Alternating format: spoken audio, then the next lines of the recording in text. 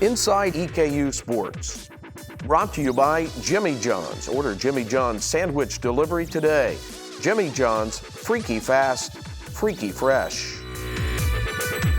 Welcome to Inside EKU Sports, production of EKU Athletics. Mark Elder, the football coach at EKU, joins us to talk Colonel football as we always do. Going back to the last game, you fell in a big hole and then made a really nice comeback down in Nashville against TSU before losing 35-28. Yeah, our guys showed a lot of resolve, showed competitive spirit in the second half where we were in a huge hole. And certainly things didn't look good in any way, shape, or form at halftime. They scored right before half, and we could have not competed and folded the tents and said, hey, this is definitely not our day. But we didn't do that. We went out and competed in the second half, did a lot of good things in the second half, moving the football, getting stops. We certainly showed what we're a little bit more capable of, and then unfortunately we turned the ball over a couple of times, 2 of the last 3 drives that really took away any opportunity for a real comeback to pull out the win. But obviously we put ourselves in a big hole and did not play very well in the first half in any way, shape, or form in any of the 3 areas of the game, and too big of a hole and couldn't come back from it. 584 yards in the game, 344 in the second half. And one of the guys that really gave you a spark because you were down a couple of running backs was Daryl McCluskey, both rushing and making catches. Yeah, Daryl certainly is someone that we're excited about, a true freshman. Has had some opportunities here and there to carry the football and has done well. And I think last weekend was his best game thus far, and went out and performed well, ran well, made guys miss, ran with power when he needed to. Not that that's his game, but he put his pads down a couple of times when he needed to get a couple extra yards.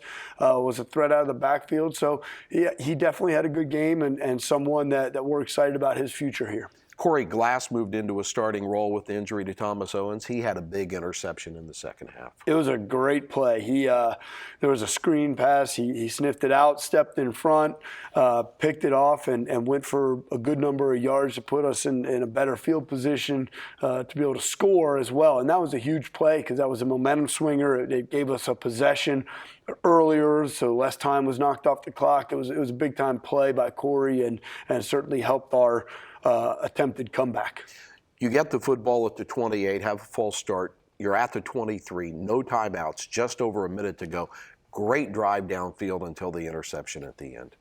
Yeah, no, we burned all of our timeouts to try to conserve the clock. And when the other team's in a 4-minute scenario, you want to use your timeouts there because they're going to take all of the 40-second clock and really run the clock down. So although we had no timeouts, I thought we used our time as wisely as we possibly could. Certainly our back was against the wall.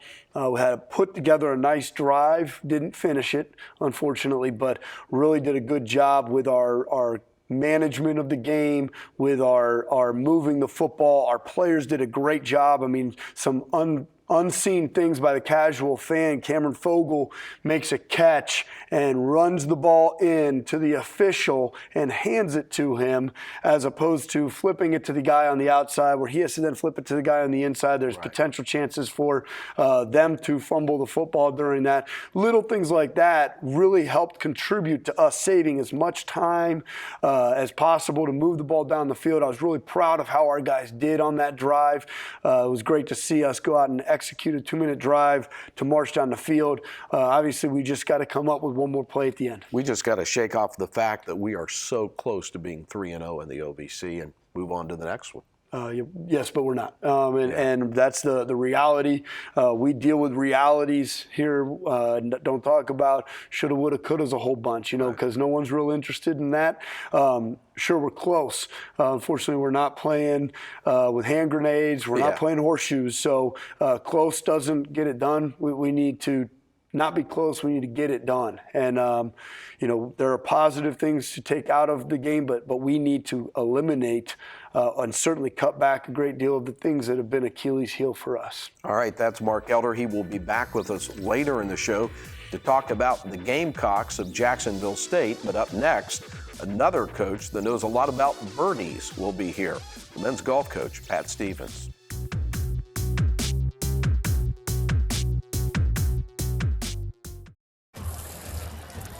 put lighter fluid on a guy's grill, do you?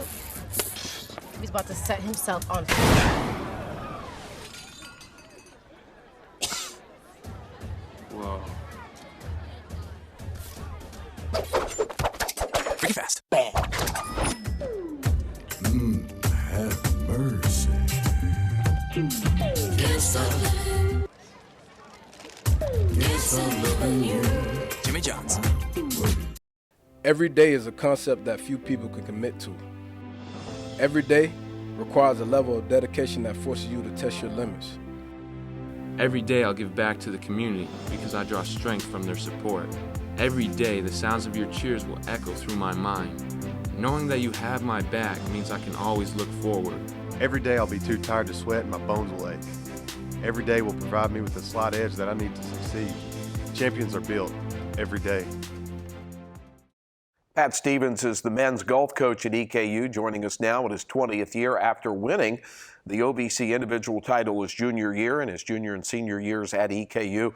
They won the team title. Your team has it rolling. You've won 3 out of 4 tournaments. You've been ranked as high as 23rd in the nation. You got to be really happy the way they're playing in this fall season. Greg, it's been a great year so far. You know, we basically have the same team as we had last year. You know, trying to get across to the group of guys, the talent they have, and I think over the summer and then the start of the fall, they've come onto their own. They actually are learning how to play, and now they've got this confidence, and they expect to win. I think that's what we've kind of tried to get across to them is we play for a W. You know, we just don't play to travel. We play for a W, and they want nothing less now. You won the Western Kentucky University Kenny Perry Invitational. Of course, Kenny, a great golfer now on the senior tour, and you beat Jacksonville State, a perennial power in the OVC as well, and also the host school. So that was a really nice win. Yeah, it was. We've had a couple wins before we went down there, and the guys were excited because of Western Kentucky, and UK was playing, and you know they all the guys on the other teams, they know each other, and so we wanted to go down there and make a good showing, and obviously they did, and they responded well. Eric Lindwall is one of your players. He's won twice this year. Tell me about his game. Eric is a fine young man, just a great ball striker, and if you've ever watched him hit a golf ball, he's kind of amazed, his iron play, and the difference between this year and last year, he's making a few putts, and again, it's confidence in golf, and once you win one, you feel like you can win them all, and he's on a roll right now. Noah Combs out of Pikeville has won a tournament as well. That's correct. Noah and Will and Jared and those guys on the team, they're if they were another sport, they would be called gym rats. I mean, they love to practice. They work on their game. Even when we don't have practice. So Noah's win was well deserved because he works awfully hard. Now you play in the fall, but it is a spring sport as far as conference and then NCAA tournaments. Correct. So you have to carry it over. Any worry that you peak too early in a season, or is that not the way golf is? I get asked that, is this the best team you've ever had? And I respond to that because spring is our postseason, as our championship season, and we need to play well in the spring. The rankings and all that in the fall mean a lot. But we still have to carry that over in the spring, so we need to stay excited over the off season and do our conditioning and try to keep the wins going. Yeah. I guess. You still hitting it well? Because didn't you win the Kentucky Senior Open this year? I do. I still like to compete and play, and I think that's something as a coach I can offer to my team as still a player. I still know what it's like to get down in the trenches and do it. Yeah. Oh, congratulations. We'll be rooting for you the rest of the year. All right, Pat Stevens, he is the golf coach at EKU, and as you heard, the Colonels have it rolling on the links so far this year throughout the autumn part of the season. Up next, we're going to take a look at how the EKU Bratsky Center builds champions both academically and athletically.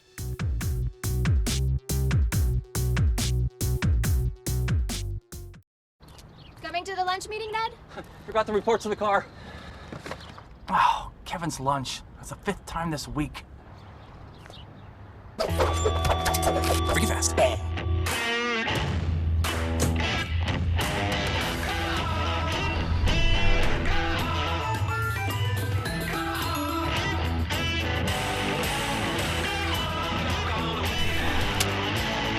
forgot my lunch again. Jimmy John's. 10 seconds to go.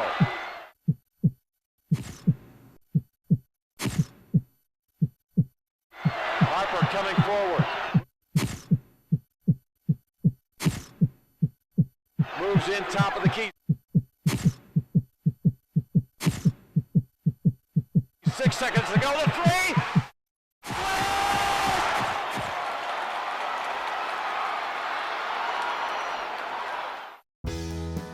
The Bratsky Center, we mentor student athletes, we advise them on classes, we help them select majors. The Bratsky Center is located in Alumni Coliseum on the first floor. You know, our hours are so unique. We open till 10 o'clock at night. We open on the weekends, just so they have a place to really study. And our focus is on providing the programming and resources to make sure that we build champions, not only in the court, but also in the classroom. When you first walked in, you can sign in, and you can go to the right, where's our study hall area. Study hall is very functional. We can utilize that space for classroom as well. We teach our own section of GSD 101, which is our Foundations of Learning class. Or on the left side, we have a tutoring room where our one-on-one tutoring takes place. Our student athletes face major challenges during their time at the college level. It's a constant balancing act between academics and the obligation they have within their sport. I would say that the balance between academics and athletics is one of the most difficult things to keep track of. I think that we have to have time management skills more than anybody else on this campus, and so having an area where we can come in, get our schoolwork in right next to our practice facility, right next to our locker room, it provides a great place for us to be able to kind of keep that balance in check. Academics have not always been my favorite part. I obviously came here to play sports, but you know, they go hand in hand. You have to achieve the academics for you to play sports. And having a learning disability has been challenging, but I also feel like the Bratsky Center, with especially the tutoring that they offer, has really helped me. Tutoring is free. It's highly encouraged. We want to create a place of welcome, but also be able to provide them with this helpful skill set and toolkit to making sure they're successful. We're here to help them see the importance in education. And not only is our #1 goal to get them graduated, but to give them a marketable set of skills to prepare them for life after college. We've reached our benchmark of all student athlete GPA for each term to be above 3.0 for the last 9 semesters in a row. That's a great record, and we're very proud of it. But it's not us doing the work, it's us just providing the services, and our student athletes really hitting the books hard and not doing only great in the classroom, but in community as well. The Bratsky Center helped me out a lot. When I first came, I'm a first-generation college student. I didn't know anything like what to expect or workload, like balancing time management, and having that support to come in and tell me, hey, you need to do these things to be successful, and I did them, and I'm getting my master's now, and I give a lot of credit to the Bratsky Center. We get to know them so well, and we get to see them grow as a leader, grow as a man or woman, and be successful in life.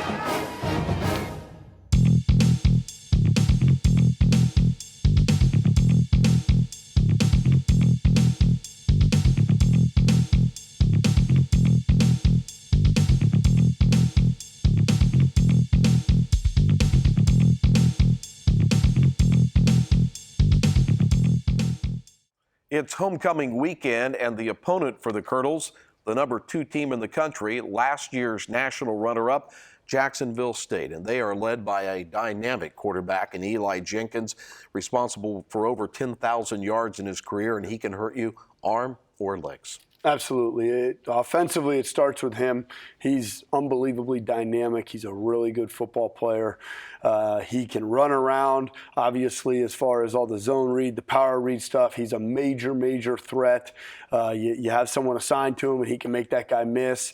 But not only is he a runner, he's a tremendous thrower. I mean, he's accurate. He makes really good decisions with the football. I mean, it starts with him, and he's a great player.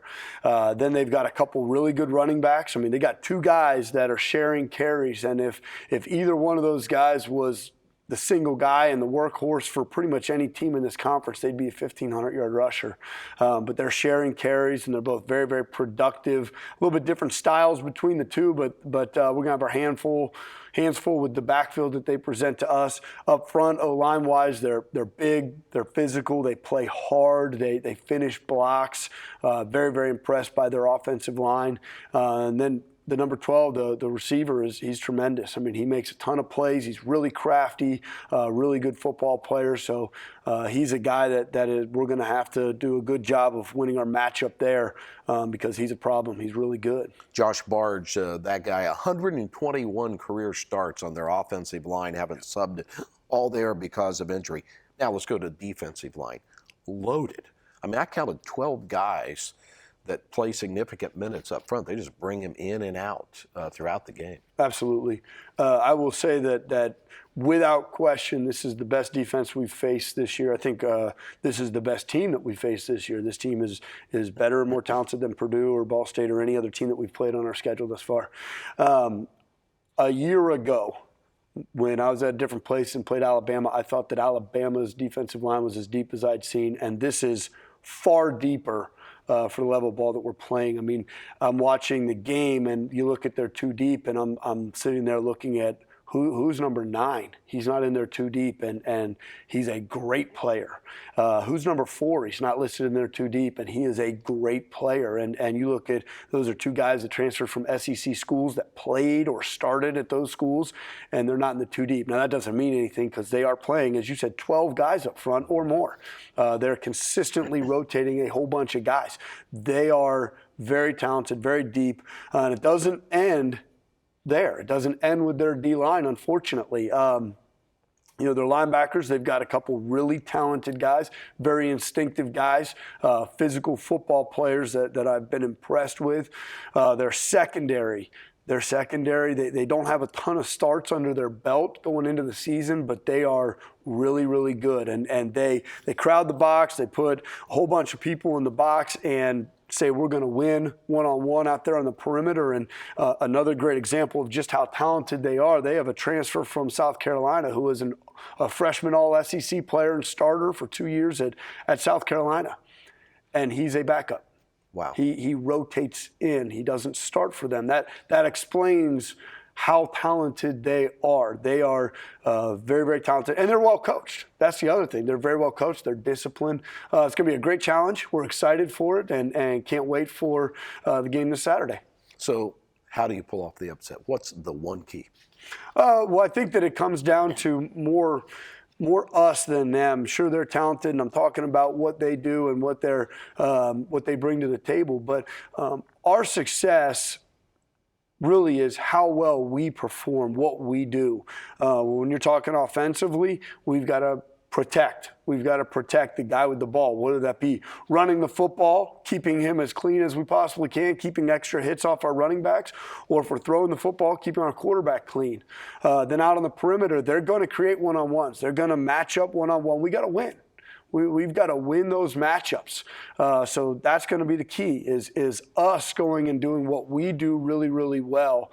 And then defensively, we're going to have to stop the run. I mean, that's where it always starts with us, is we've got to stop the run. If they've got a two-headed monster and they're running the football well and throwing the football well, it's going to be difficult. And that's not just against Jacksonville State. That's anybody you play if you give them both. So we've got to go out there. We've got to stop the run. We've got to make them put the ball in the perimeter. And then, again, it's going to come down to matchups. We've got to win when they put the ball up in the air and their guys going for it and our guys going for it. We're going to have to win those matchups. So those are two things. And then special teams, field position, this is a tough game. We're going to have to play really well on special teams, get our guys favorable field position offensively and defensively, and have a couple explosives in that category and limit them to none. Okay, thanks, Mark. Appreciate it. Thanks, Stotts. And we hope to see you at homecoming. Kickoff is 3 o'clock. We'll have the coverage on the radio at WCYO FM 100.7, across the internet at EKUsports.com, and on the OVC digital network as well. And we invite you to keep up with EKU Sports all season long on Facebook, Twitter, and Instagram. That's it for another edition of Inside EKU Sports. We'll see you again next week.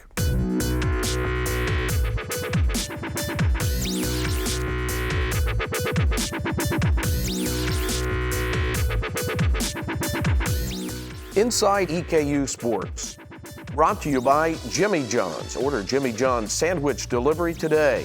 Jimmy John's, freaky fast, freaky fresh.